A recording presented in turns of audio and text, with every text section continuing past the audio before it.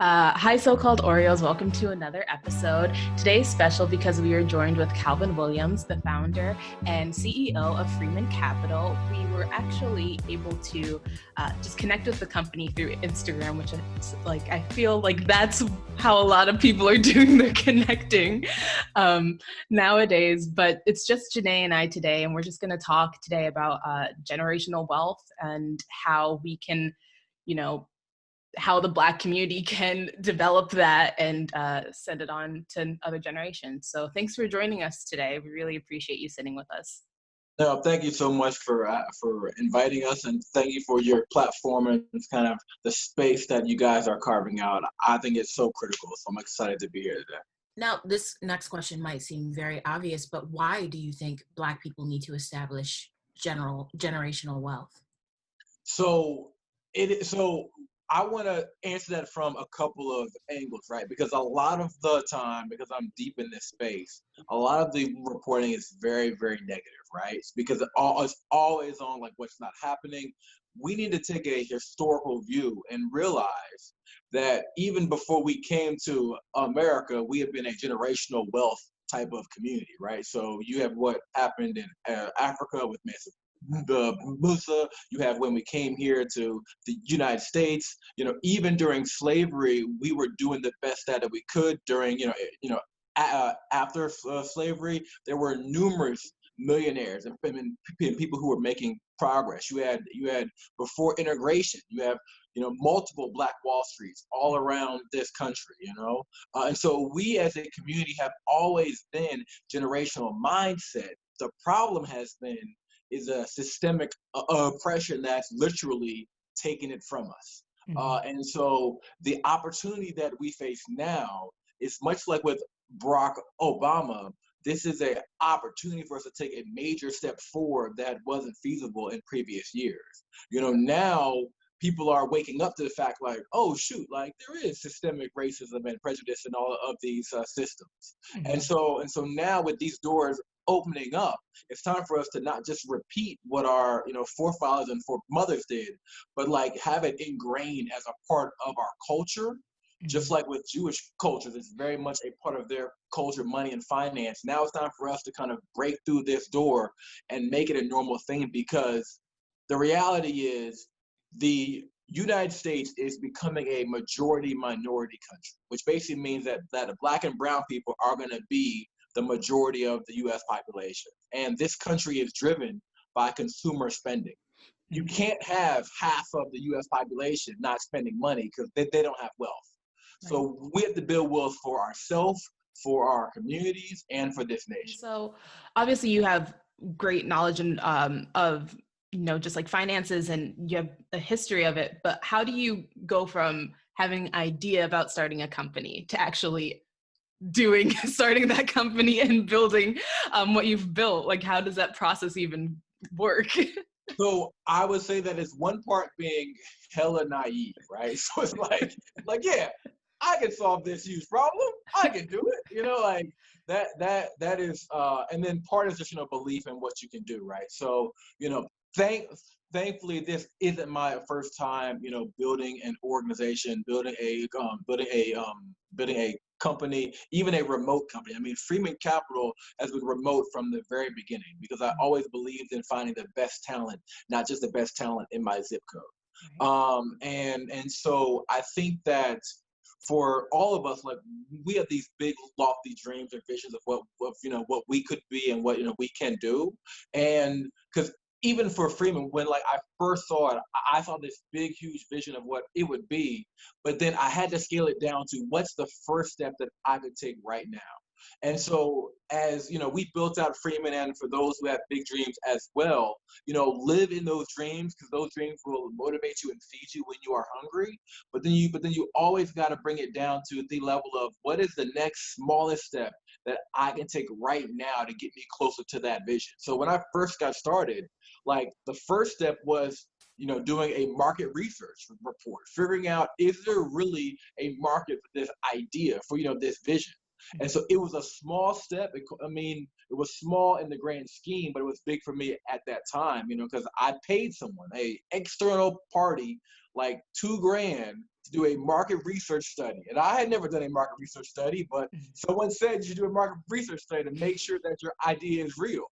And I remember I was like, all right, well, let me break this $2,000 into payments because I'm not comfortable paying all at one time. Like, can I put 500 down now? Right.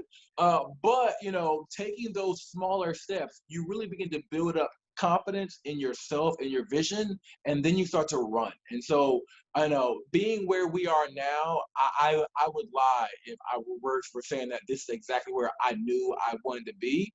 I knew I wanted to help folk build wealth, but sometimes you have to be flexible on the method, but fixed on the vision. For me personally, I guess like finances wasn't something I really considered until I had to start paying for my own stuff as a young person.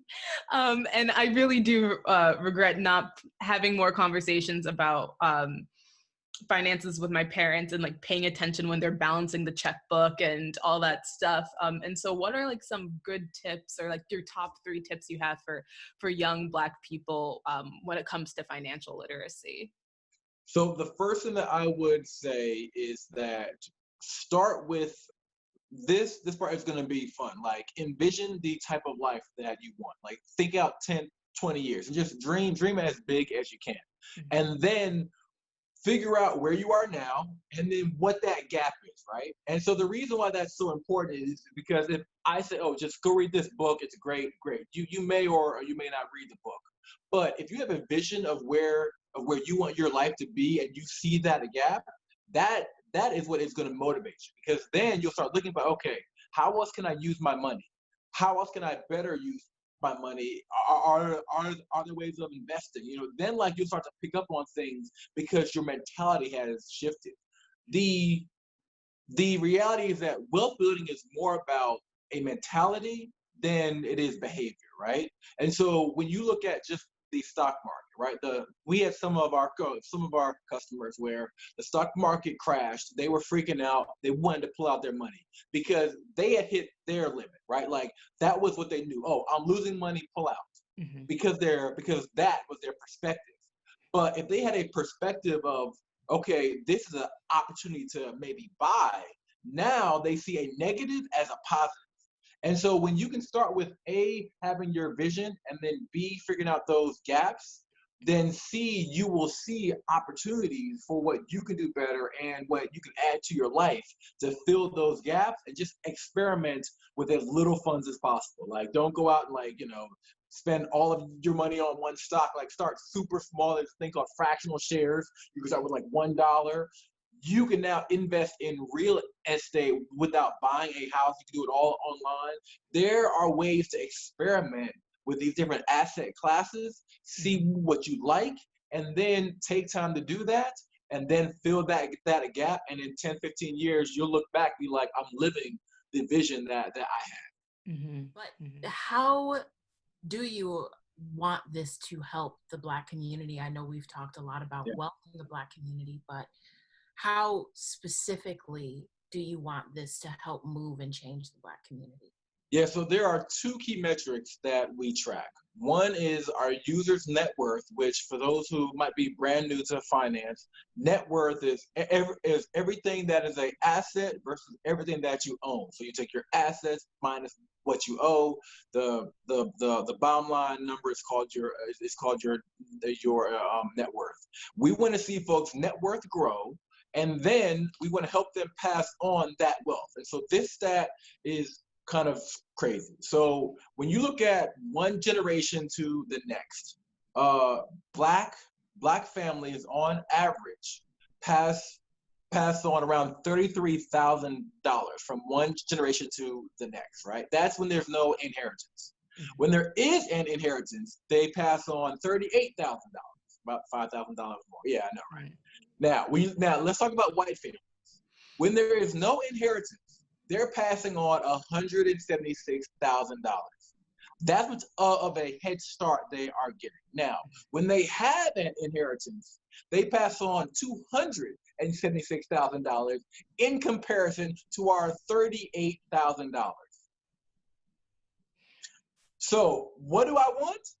I want to help folks build their wealth and then pass it on correctly, because that's how we will make sure, because literally when we talk about the wealth gap, we're talking about the fact that we are starting a race, sometimes $200,000 behind. If you got $200,000, you would be able to feel more comfortable to start a business, or travel around the world, or you know what, I'm not gonna stick with this crappy job that I effing hate because I have to. Right. I'm gonna go back to school, take this course, paper, whatever, to get the job that I want. And so the two things that we want is to help folks build more wealth, and then help pass it on for that next generation, so that they can do even better, because that is what we have to do for our community. The average wealth of a Black college graduate equals the wealth of a white high school graduate. So we have been getting our degrees in great numbers. Black women are crushing it, you know what I'm saying? Per the statute, are crushing it, right? But when you compare it, the wealth equals that of a high school white person. Why? Because of that wealth gap transfer. They're starting out with $200K jump, right? So we're making progress because we're getting into higher income brackets, we're getting more wealth. But like now, to think forward, like the race that we have to play is a multi-generational wealth. It's like not just about me and my family. It's like, it's like my kids, my nieces, my nephews, whomever, right? And so when you play that game, it's like, all right, I want to get this set up so that at least for my family, they will be in a place to where their hard work is not equaling that of someone who just got a high school diploma. Right.